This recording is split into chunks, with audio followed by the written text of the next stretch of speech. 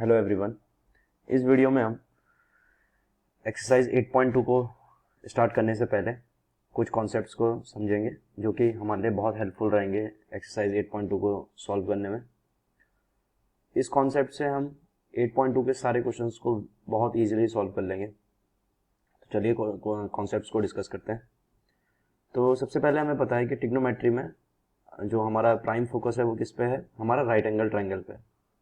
ठीक है, सो एक राइट एंगल ट्रायंगल मैं ड्रॉ कर रहा हूँ और इसको नाम देता हूँ मैं ए, बी और सी। ठीक है, तो जो हमें स्टडी करनी है, जैसे राइट एंगल ट्रायंगल है तो इट मीन्स कि हमें 0 से लेकर राइट एंगल ट्रायंगल है और 90 डिग्री के बीच में ही एंगल को स्टडी करना पड़ेगा। तो जो थीटा की वैल्यू होगी, इट मीन्स कि एंगल की वैल्यू होगी वो कहाँ से कहाँ तक होगी, 0 से 90 डिग्री के बीच में। अब क्वेश्चन ये भी उठ सकता है कि 0 डिग्री और 90 डिग्री के बीच में और भी एंगल्स आएंगे, बट और भी एंगल्स के बारे में हमें स्टडी नहीं करना है। वो हम नेक्स्ट जो हमारी क्लासेस होंगी, क्लास 11th हायर क्लासेस में हमें स्टडी करना होगा उन टॉपिक्स पे। सो यहाँ पे हमारा जो प्राइम फोकस रहेगा वो 0 और 30, 45, 60 और 90 डिग्री पे ही फोकस रहेगा। ठीक है, तो चलिए हमको डिस्कस करते हैं। तो लेट्स सपोज मैं इस एंगल को थीटा कह रहा हूँ। तो सबसे पहले मैं 0 डिग्री के लिए एंगल के लिए डिस्कस कर रहा हूँ कि 0 डिग्री एंगल कैसे निकालेंगे। ठीक है, 0 डिग्री एंगल साइन ए 0 पे क्या होता है। ठीक है, तो बेसिक हमें जो प्रॉपर्टी पता है वो साइन ए की जो साइन थीटा होता है हमारे पास, वो होता है परपेंडिकुलर अपॉन हाइपोटेन्यूज। तो साइन ए के लिए परपेंडिकुलर क्या हो जाएगा, बी सी, और हाइपोटेन्यूज क्या हो जाएगा, ए सी। ठीक है, अब लेट सपोज एंगल ए, अब ये एंगल ए कुछ देर बाद ऐसे हो जा रहा है, 0 पे जा रहा है एंगल ए। जैसे लेट सपोज ये बी है, ये ए है, और अब ये एंगल हमने और छोटा कर दिया। सो जैसे जैसे एंगल ए 0 की तरफ जाता रहेगा मेरा, जैसे जैसे ये एंगल मेरा 0 की तरफ जाता रहेगा, वैसे वैसे BC भी क्या होता रहेगा, मेरा 0 को टेंड होता रहेगा, BC भी मेरा छोटा होता रहेगा। ठीक है, अब ये एंगल ए है, अभी यहाँ पे एंगल ए फॉर्म हो रहा है। अब थोड़ी देर बाद अगर एंगल को मैं ए को देखूं, सो एंगल ए अगर मेरा 0 हो जाए, एंगल ए का 0 का मतलब क्या हो गया कि जो ए बी है, जो ए बी लेंथ है वही ए सी लेंथ हो जाएगी अगर मेरा एंगल ए 0 हो गया। एंगल ए 0 का मतलब ये जो लाइन जो यहाँ से फॉर्म हो रही थी वो स्ट्रेट लाइन अब यूं ना होके ये एंगल जो जो सी पॉइंट है वो सी पॉइंट बी पे ही आ जाए अगर, तो एंगल ए मेरा 0 हो जाएगा। तो एंगल ए 0 हो जाएगा, इट मीन्स कि बी सी भी 0 हो जाएगा, जो बी सी है वो भी 0 हो जाएगा, क्योंकि बी और सी पॉइंट यहीं पर ही आ जाएंगे, सेम पॉइंट पे आ जाएंगे ये। ठीक है, तो सेम पॉइंट पे आ जाएंगे, इट मीन्स कि बी सी क्या हो जाएगा, मेरे पास 0 हो जाएगा। तो इट मीन्स साइन ए मेरे पास क्या हो जाएगा, 0 अपॉन समथिंग, और 0 अपॉन समथिंग क्या होता है मेरे पास, 0। साइन ए की वैल्यू 0 डिग्री पे कितनी होती है, 0 होती है। ठीक है, बट अगर मैं अब कॉस ए की बात करूं तो कॉस ए को मैं क्या लिख सकता हूं, कॉस ए मेरा हो जाएगा A B upon A C, A B upon A C. ठीक है, और ए बी ही मेरा क्या, अब अगर मेरा एंगल 0 को हो जाए, अगर मेरा एंगल ए 0 को हो जाएगा, इट मीन्स कि जो बी सी होगा वही तो ए बी हो जाएगा। अगर एंगल ए मेरा 0 हो जाएगा तो B C equal to A B हो जाएगा। इट मीन्स कि मैं कह सकता हूं, या फिर B C, sorry B C कह रहा हूं मैं, ए सी जो होगा मेरा, ए सी मेरा हो जाएगा जो, वो ए बी के इक्वल हो जाएगा। ए सी मेरा ए बी के इक्वल हो जाएगा अगर मेरा एंगल ए 0 हो जाएगा। ठीक है, सो ए बी के मैं सब्स्टिट्यूट कर सकता हूं यहाँ पे।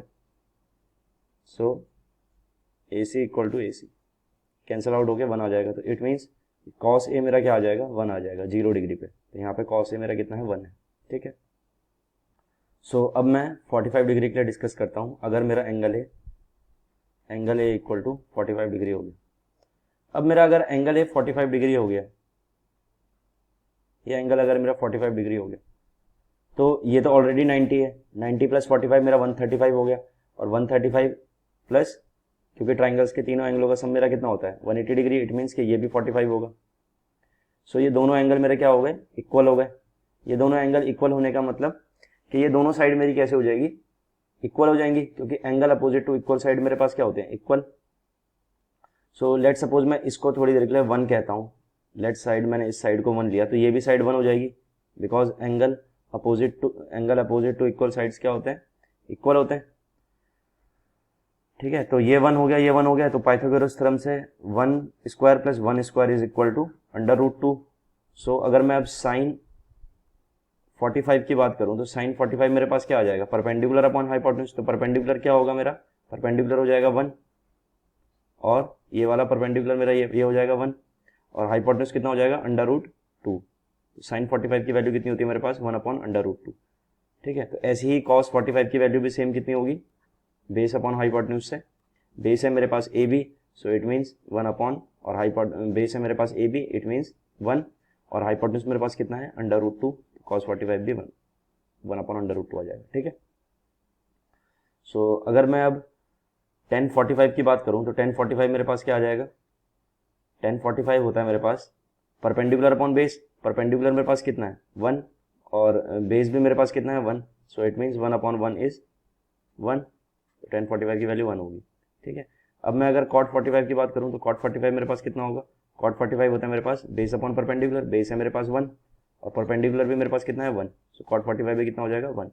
ठीक है, सो ऐसे ही सेम cosec 45 की वैल्यू भी हम कैलकुलेट कर सकते हैं। cosec 45 क्या होता है मेरे पास, हाइपोटेन्यूज अपॉन परपेंडिकुलर, हाइपोटेन्यूज मेरे पास कितना है √2, और परपेंडिकुलर कितना है मेरे पास 1, तो √2 मेरे पास cosec 45 की वैल्यू आ जाएगी, क्योंकि यहाँ पे मेंशन है। ऐसे ही सेम sec 45 की वैल्यू निकालना चाहूँगा तो sec 45 क्या होता है मेरे पास, हाइपोटेन्यूज अपॉन बेस, हाइपोटेन्यूज कितना है √2, और बेस कितना है 1, सो इट मीन sec 45 की वैल्यू भी कितनी होगी, √2। आई होप आपको यहाँ तक 45 डिग्रीज के केस में आपको बात क्लियर होगी। सो अब मैं 30 और 60 डिग्री को डिस्कस करूँगा। सो 30 और 60 डिग्री के लिए हमें क्या करना पड़ेगा, एक पहले इक्विलेटरल ट्राइंगल ड्रॉ करना पड़ेगा।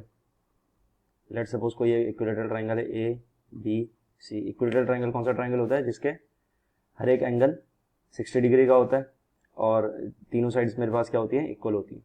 तो यहाँ से मैं सबसे पहले क्या कर रहा हूँ, एक परपेंडिकुलर ड्रॉप करता हूँ, जो कि क्या होगा 90 डिग्री का होगा। ठीक है, ये परपेंडिकुलर हो गया मेरे पास, और ये एंगल हो जाएगा मेरे पास 30, और ये अगर परपेंडिकुलर है तो ये बाइसेक्टर और मीडियन का काम भी करेगा, तो ये इसको जो एंगल ए को डिवाइड कर देगा कितने पे, 30 डिग्री पे, तो ये दोनों एंगल 30 डिग्री के हो जाएंगे, और ये एंगल भी कितने का हो जाएगा, 60 डिग्री का हो जाएगा। 30 60 और 90 180 कंप्लीट हो गया, यहाँ पर भी 30 60 90 1 कंप्लीट हो गया। ठीक है, सो अब क्या करते हैं, लेट सपोज के मैंने ए बी साइड्स को कितना मान लिया, ए बी साइड मैंने ले ली लेट सपोज 2a। अगर ए बी साइड मेरी 2a है, ये साइड अगर मेरी 2a है, और ये साइड भी BC भी 2a होगी, क्योंकि इक्विलेटरल ट्राइंगल की तीनों साइड्स मेरे पास क्या होती है, इक्वल होती है, 2a है, और ये मेरी एक मीडियन की तरह बिहेव करेगी जो परपेंडिकुलर बाइसेक्टर मैंने ड्रॉ किया है, तो ये इसको 2 इक्वल हाफ्स में डिवाइड कर देगा, यानी ये a होगा और ये भी a होगा। अब यूजिंग पाइथागोरस थ्योरम से मैं इस पॉइंट को लेट सपोज AM कह देता हूँ, तो AM में कैलकुलेट कर सकता हूँ यूजिंग पाइथागोरस थ्योरम। तो ट्राइंगल ABM में या AMB में मैं पाइथागोरस थ्योरम लगा रहा हूँ। पाइथागोरस थ्योरम क्या होती है कि sum of square of hypotenuse, it means 2a का square is equal to sum of square of other two sides, it means perpendicular square AM square plus base square, base कितना होगा हमारे पास a, so a square, 2a square मेरे पास कितना हो जाएगा 4a स्क्वायर। ये a स्क्वायर यहाँ पे पॉजिटिव में है, जब ये लेफ्ट हैंड साइड में जाएगा तो मेरे पास कैसे हो जाएगा, नेगेटिव का हो जाएगा, तो ये हो जाएगा -a square. It means AM square जो मेरे पास आ जाएगा वो कितना आ जाएगा 3a स्क्वायर, AM स्क्वायर की वैल्यू, और AM की वैल्यू मेरे पास कितनी आ जाएगी, AM की वैल्यू मेरे पास आ जाएगी √3a। ठीक है, AM की वैल्यू मेरे पास कितनी आ गई, परपेंडिकुलर की वैल्यू आ गई मेरे पास √3a। सो अब मैं अगर साइन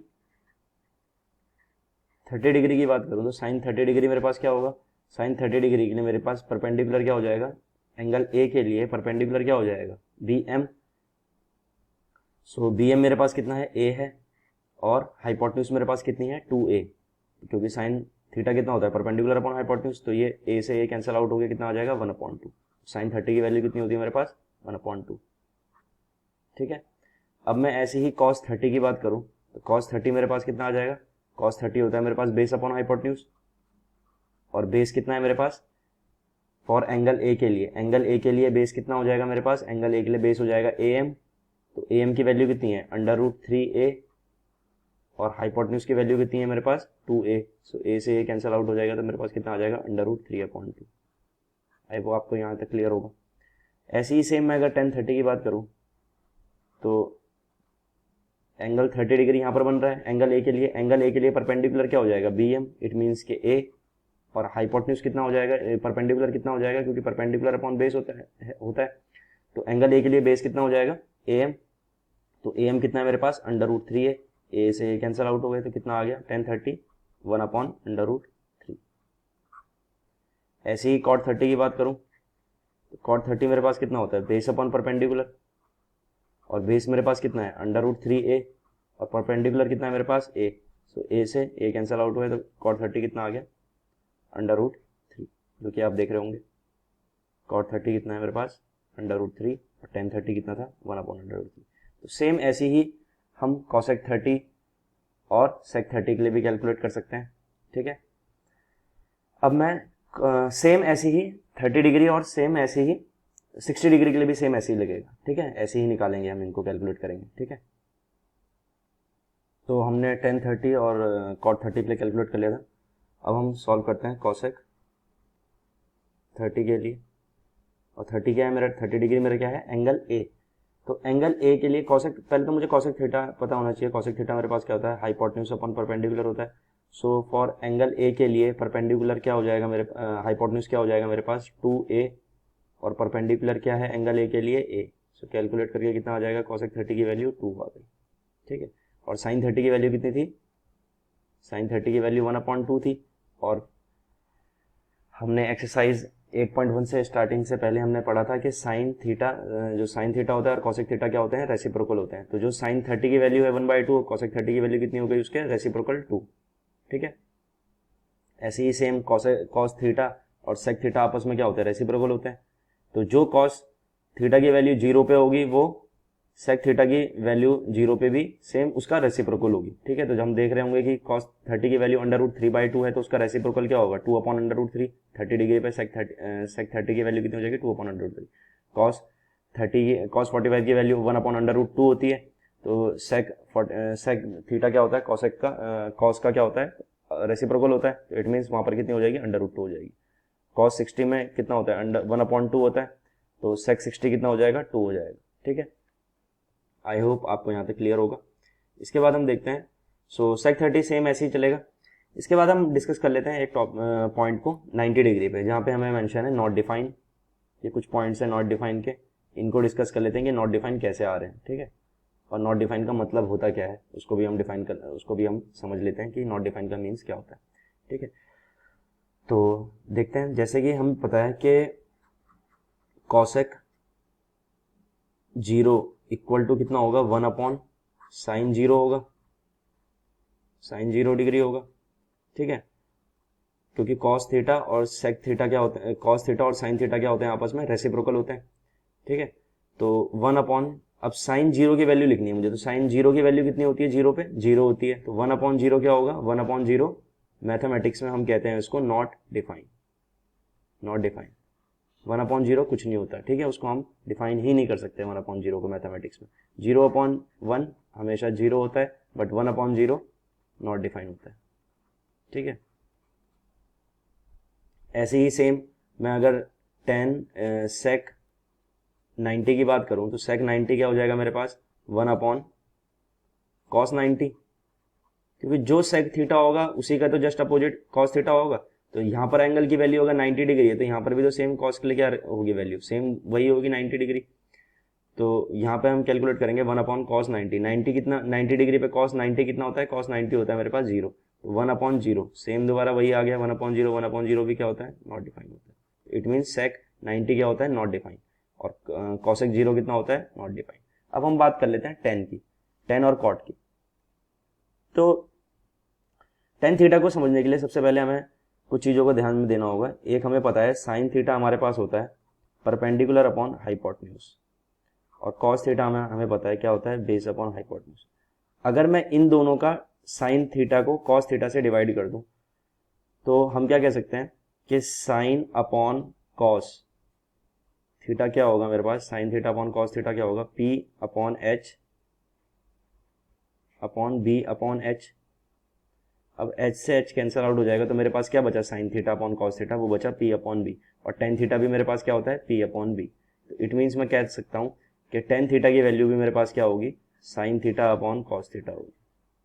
ठीक है, यहाँ पर एंगल सेम रहेंगे, जो एंगल थीटा का यहाँ पे होगा वही एंगल यहाँ पर भी थीटा का होगा। ठीक है, ऐसे नहीं ले सकते कि यहाँ पर हम टेन 30 लिख लिया और यहाँ पर हम लिख रहे हैं साइन 60, तो ये गलत होगा। ठीक है, जो एंगल यहाँ पर हम लिख रहे होंगे वही एंगल यहाँ पर भी आएगा। ठीक है ना। तो अब मैं इस पे 1090 की वैल्यू कैलकुलेट करता हूँ। तो 1090 की वैल्यू देखते हैं 1090 पे कितनी होगी। 1090 होता है मेरा साइन 90, क्योंकि sign theta upon cos theta होता है, तो यहाँ पर भी 1090 कितना हो जाएगा, साइन 90 अपॉन कॉस 90। अब साइन 90 की वैल्यू कितनी है, साइन 90 की वैल्यू हम जानते हैं 1 है, 1 होती है, और कॉस 90 की वैल्यू कितनी होती है, 0 होती है। तो 1 अपॉन 0 भी क्या आ गया, फिर दोबारा से नॉट डिफाइन हो जाएगा फंक्शन। तो यहाँ पे 1090 मेरे पास क्या आ जाएगा, नॉट डिफाइन आ जाएगा। ठीक है, यहाँ पर आपको क्लियर होगा। अब मैं अगर कॉट 0 की बात करूं, क्योंकि कॉट थीटा क्या होता है, कॉट थीटा होता है मेरे पास बेस अपॉन परपेंडिकुलर। ठीक है, सो कॉट थीटा होता है मेरे पास बेस अपॉन परपेंडिकुलर। अब मैं अगर, मुझे पता था कि कॉस थीटा कितना होता है मेरे पास, कॉस थीटा होता है मेरे पास बेस अपॉन हाइपोटेन्यूज, और साइन थीटा कितना होता है मेरे पास, परपेंडिकुलर अपॉन बेस। अब मैं अगर कॉस को साइन से डिवाइड करूं तो मेरे पास क्या आ जाएगा, cos theta upon sine theta is equal to B upon H upon P upon H, और एच से एच कैंसिल आउट हो जाएगा तो कितना बचेगा मेरे पास, बी अपॉन पी, और बी अपॉन पी क्या है, cot theta. So it means मैं कह सकता हूँ कि cos theta upon sine theta की वैल्यू भी क्या होती है, कॉट थीटा के इक्वल होती है। ठीक है, यहाँ से मुझे ये रिजल्ट में मुझे मिला है कि cot theta equal to cos theta upon sine theta या फिर बेस अपॉन परपेंडिकुलर। ठीक है, अब मैं अगर कॉट 0 डिग्री की बात करूं, कॉट 0 डिग्री क्या हो जाएगा मेरे पास, cos 0 degree upon sine 0 degree, और कॉस 0 डिग्री कितना है मेरे पास, कॉस 0 डिग्री है 1, और साइन 0 डिग्री कितना होता है 0, 1 अपॉन 0, अगेन सेम दोबारा वही नॉट डिफाइन। तो कॉट 0 भी कितना होता है मेरे पास, नॉट डिफाइन होता है। ठीक है, कॉट 0 नॉट डिफाइन होता है, 1090 नॉट डिफाइन होता है, कॉसेक 0 नॉट डिफाइन होता है, और सेक 90 नॉट डिफाइन होता है। ठीक है, इसको एक और तरीका भी है याद करने का। सबसे पहले आप क्या करो कि साइन की वैल्यूज लिख लो। ठीक है, साइन की वैल्यू क्या होती है, साइन 0 0 होता है, साइन 30 1/2 होता है, साइन 45 1/√2 होता है, कॉस साइन 60 √3/2 होता है, और साइन 90 1 होता है। ठीक है, इसके बाद जस्ट अपोजिट लिखना शुरू कर दो इसका, 1 √3/2 1/√2 1/2 और 0, ये किसकी वैल्यू हो जाएगी, कॉस की। जस्ट इसका अपोजिट देख सकते हो आप, 1 फिर √3/2 आ रहा है, फिर 1 अपॉन √2 आ रहा है, फिर 1 अपॉन 2 आ रहा है, और 0 आ रहा है। इट मीन्स कि हमने साइन के जस्ट अपोजिट चलना शुरू कर दिया तो हम कॉस पे पहुंच गए। ठीक है, अब हमारे पास साइन आ गया, कॉस आ गया, तो हम इजीली 10 भी निकाल सकते हैं, क्योंकि हमें पता है 10 थीटा हमारे पास क्या होता है, sign theta upon cos theta. तो अगर हम 0 डिग्री की बात करेंगे तो साइन 0 अपॉन कॉस 0, यानी 0 अपॉन 0 0 हो जाएगा। अब मैं अगर साइन 10 30 की बात कर रहा हूँ तो 10 30 equal to sine 30 upon cos 30, यानी 1 अपॉन 2 अपॉन √3 अपॉन 2, 2 से 2 कैंसिल आउट हो जाएगा तो कितना बचेगा, 1 अपॉन √3।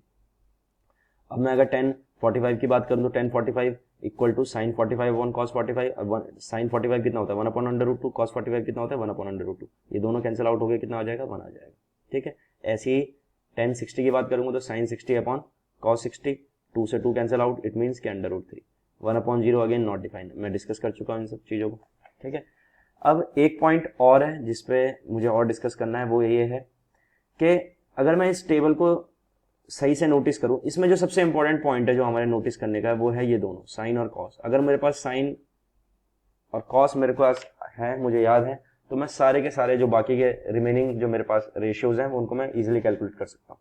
सो अगर मैं साइन ए की बात करूँ तो साइन ए में हम देख रहे होंगे कि हमारे पास जो एंगल है, एंगल जैसे जैसे बढ़ रहा है, हमारे पास यहाँ पर 0 डिग्री था तो 0 वैल्यू है, जैसे जैसे हमारे पास एंगल बढ़ रहा है वैसे वैसे साइन की वैल्यू क्या हो रही है, बढ़ रही है।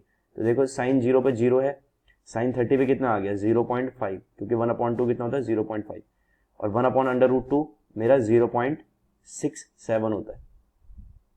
ठीक है, √3/2 ये भी 0.73 समथिंग होता है, और 91 हो गया। इट मीन्स कि 0, 0.5, 0.67, 0.7 और 1। इट मीन्स कि साइन जैसे जैसे मेरा साइन के लिए जैसे जैसे मेरा एंगल इंक्रीज होगा साइन थीटा की वैल्यू क्या होगी, इंक्रीज करेगी। ठीक है, अब मैं अगर कॉस की बात करूं तो जैसे जैसे एंगल इंक्रीज करेगा वैसे वैसे कॉस की वैल्यू क्या करेगी, डिक्रीज करेगी, क्योंकि हम लेफ्ट टू राइट जा रहे हैं तो साइन की वैल्यू इंक्रीज हो रही है, और जब हम कॉस की वैल्यू लिखते हैं तो हम राइट टू लेफ्ट लिखते हैं, तो वहां पर क्या हो जाएगी, डिक्रीज हो जाएगी वैल्यू।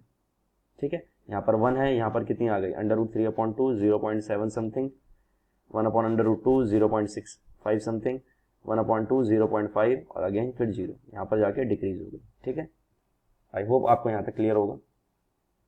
सो इस वीडियो में इतना ही था। Thank you.